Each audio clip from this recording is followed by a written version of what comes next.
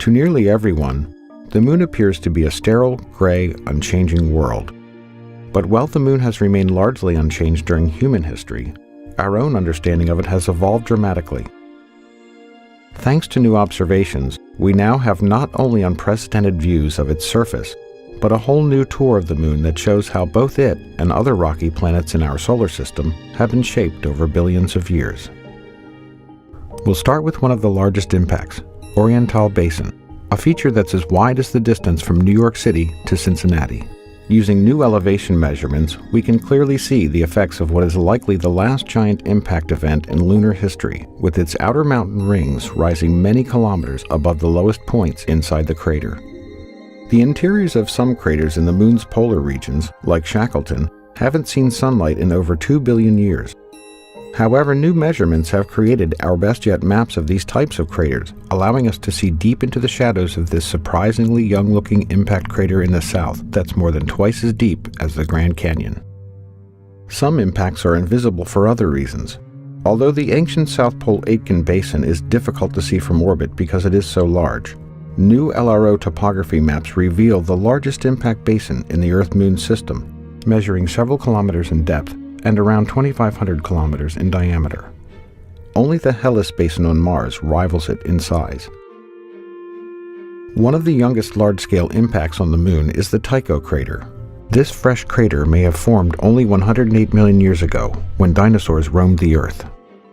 We now also have an extreme close-up view of the crater's central peak, revealing a mountain with sharp edges, building-sized rocks, and a central boulder about the size of a baseball stadium. The Aristarchus Plateau is another recent lunar formation that has long interested scientists and astronomers. The crater itself formed in the same era as the Tycho crater, and what appear to be snaking river valleys were actually carved by ancient lava flows. Next, we arrive at Mare Serenitatis on the near side of the Moon. In December of 1972, the crew of Apollo 17 landed in the Taurus Littrow Valley, marking the last time humans have visited the surface of the Moon. With images from LRO's narrow-angle camera, we can clearly see the evidence of that visit. In this image, you can easily see the base of the lunar lander, along with the lunar rover, parked far from the blastoff zone. You can also clearly see the astronaut trails and the wheel tracks left on the lunar surface. We now head to the far side of the Moon, which cannot be seen from Earth. Our first stop is the Compton-Belkovich region, which shows evidence for young volcanic activity in the far side highlands.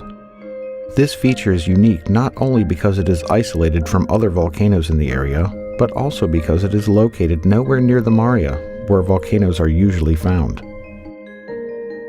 Also, on the far side, we find the Jackson crater, which, like the Tycho crater on the near side, has an extensive and complex ray system. In fact, this crater is often considered to be like a twin to Tycho. Finally, the Tsiolkovsky crater stands out as an excellent example of a far-side crater filled with a sea of ancient lava, known as a mare. It is particularly interesting to scientists and other observers because of its isolation from other similar craters, as well as its beautiful central peak. As we continue to study the Moon, our understanding of it improves, giving us new insights not only into how it has evolved over time, but also how other rocky planets in our solar system have come to look the way they do.